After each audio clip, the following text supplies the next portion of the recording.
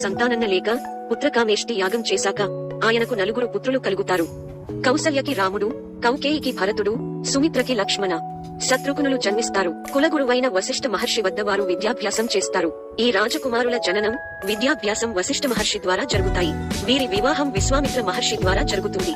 విశ్వామిత్ర మహర్షి తన యాగ సంరక్షణకై రామలక్ష్మణులను తన వెంట తీసుకుని వెళ్లి వారికి బల, అతిబల అనే విద్యలను, తన తపస్సుచే సాధించిన అనేక విశేషమైన అస్త్రాలను రామునికి ప్రసాదిస్తాడు.